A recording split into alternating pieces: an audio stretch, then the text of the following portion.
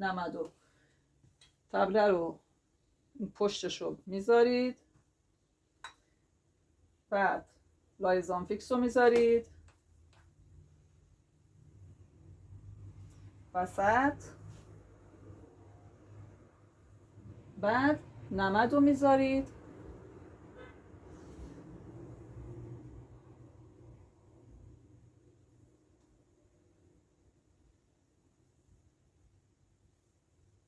و اتو میکنید.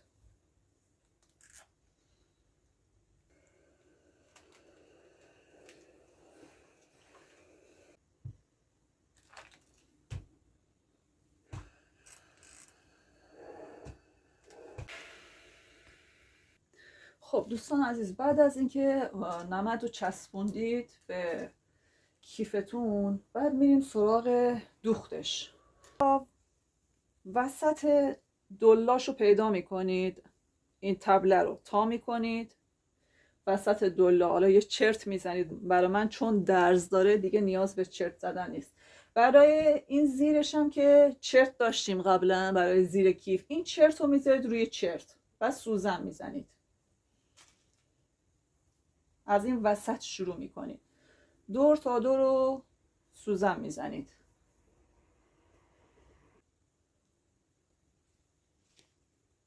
این ور هم همینطور، دوباره از همین وسط سوزن میزنید طرف این ور، سمت مخالفش.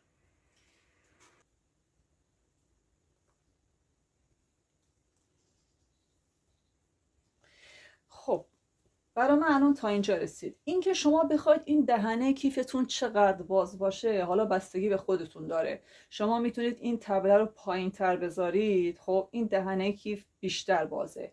اگه بالاتر بذارید خب دهنه کوچکتری خواهید داشت. من میخوام که دهنه کیف حداقل، بذار ببینم الان این چند سانته از این ور تا اون ور، از اینجا اگه بخواد باز باشه تا این ور 26. من میخوام که این بازیش 30 باشه. چیکار میکنم؟ این تبله رو کوتاهش میکنم، یعنی مثلا تا اینجا میدوزم، اینم میام پایین تر. خب این دیگه بستگی به خودتون داره. بعد این ورش هم دوباره چیکار میکنید؟ این پشت کیف هم بازم میذارید، چرت رو میذارید روی این دلای بسته، چرت در واقع تبله، و سوزن میزنید و دور تا دور این جایی که سوزن زدید و دور تا دور چرخ میکنید. بعد برش میگردونیم اون بر، همین کار رو دقیقاً با آستر هم انجام میدیم. بعد میریم مرحله بعد کار رو بهتون میگم. دوستان دوخت کیف رو از همین وسط شروع میکنیم این طرف و بعد از همین وسط به طرف بعد. اینو ما میذاریم زیر چرخ.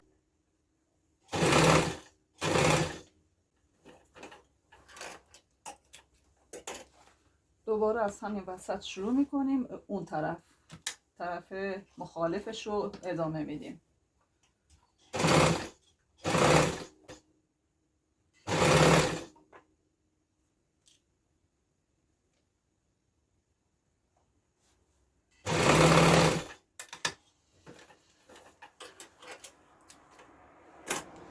خب این یه طرف رو الان کلا دوختیم. این طرفم دقیقاً با همین روش از وسط شروع میکنیم میدوزیم این ور، دوباره از وسط شروع میکنیم میدوزیم طرف این ور.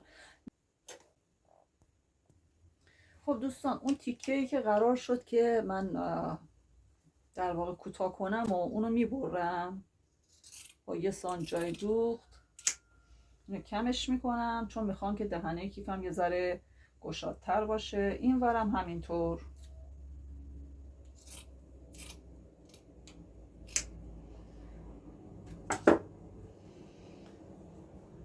من میخوام که اینقدر دهنه کیفم وقتی که دگمه ها رو باز میکنم، اینجای کیف روی این دوتا گوشه دوتا دگمه آهن ربایی میخوره که بسته میشه در واقع. من دوختینش، بعد اینجاهایی که هلال هست اینجاها رو چرت بزنید.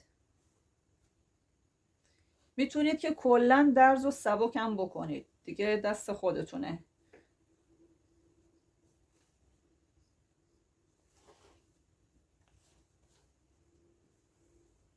این گوشه ها که هلالیه، برای اینکه راحت و قشنگ برگرده میتونید که درزش رو کم کنید یا اینکه چرت بزنید، تبلش رو وصل میکنید. ولی یه طرف این پایینش رو نمیدوزید، حدود 20 سانتی، یعنی کف کیف رو 20 سانتی نمیدوزیم، چون قراره که این آستر قلفتی برگرده. برای داخل کیف شما میتونید که جیب بذارید تو آستر، خب یعنی روی آستر یه جیب روی کار بذارید. حالا برای این ورم من میذارم که شما بدونید که چطور باید این جیب رو درست کنید. یک کادر 23 در 25 درست کنید، بعد لبش رو سردوز بزنید و این رو بدید داخل. من الان اینو سردوز میزنم.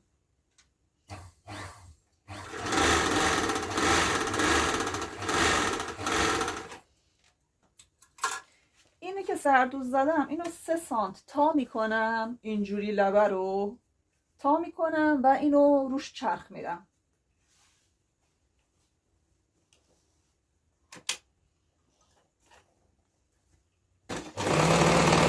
این لبه های بغلم 1 سانت میدم تو و روش چرخ میدم تا پایین.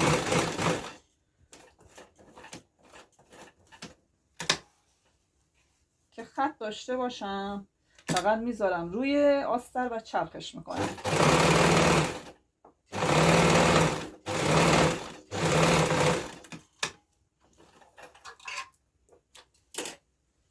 این طرف بغلشم دوباره 1 سانت میدم تو و لبش رو چرخ میکنم. خب بعد این الان بالای در واقع جیب دیگه، درسته؟ این الان این ورشو من جیب دادم، درسته؟ این ور داد توی آستر رو. خب حالا میخوام این ورشو بدم. اینجا رو، این پایین رو من فقط سوزن زدم. این سوزن رو الان این آستر کیفه. قبل از اینکه تبله رو وصل کنید باید این کار رو بکنید. این بالای جیب رو میذارم این بالا، این پایین رو با درز پایین وسط در وسطش قرار میدم. یعنی این جیب رو شما یه چرت بزنید وسط در وسطش رو، روی این چرت پایین کیف بذارید اینطوری و سوزن بزنید. در واقع الان داخل کیف شما 2 تا جیب داره روی آسترش. بعد چی کار میکنید؟ اینو بالا رو اینجا رو سوزن میزنید که قرار چرخ کنید تا به پایین. روی کار اینو چرخ میکنید. این ورم همینطور، این بالا رو سوزن میزنید تا به پایین. این 2 طرف رو چرخ میکنید تا پایین. این ورم که با درز پایین میره توی، با این تبله در واقع دوخته میشه.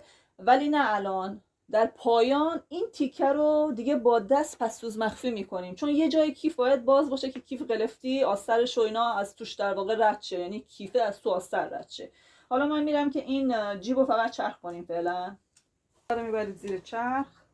اگه قبل از دوختن تبله این کار رو انجام بدید براتون راحت تره. من اون یکی رو همونجوری دوخته بودم، بعد یادم اومد که به شما یاد بدم که داخلش جیب بذارید. این یکی رو دیگه مجبور شدم که اینجوری بهتون بگم.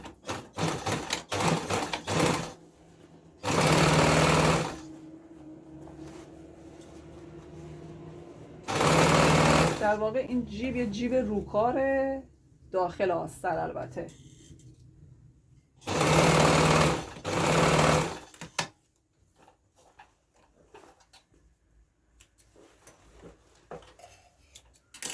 اون ورش هم دقیقا همینطور چرخ میکنیم.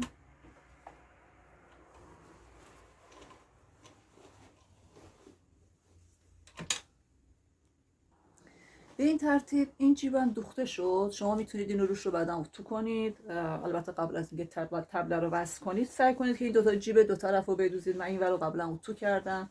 حالا میریم که سراغ مرحله بعدی. دوستان من برای دسته کیف از این شلنگا استفاده میکنم. میخوام دسته‌های کوتاه داشته باشه. شما هر دسته هر سایزی دلتون خواست میتونید که استفاده کنید. حتی میتونید این استفاده نکنید و یه بندی رو با عرض 3 سانتی متر 2 سانتی متر برای خودتون بدوزید و اینجا قرار بدید. اینجا در این تیزی ها، اینجا جای دسته است. حتی شما میتونید دسته ها رو این 2 تا پهلو قرار بدید. اینا سلیقه خودتونه. ولی چیزی که من دارم درست میکنم دسته ها این بالا قرار میگیره. 2 تا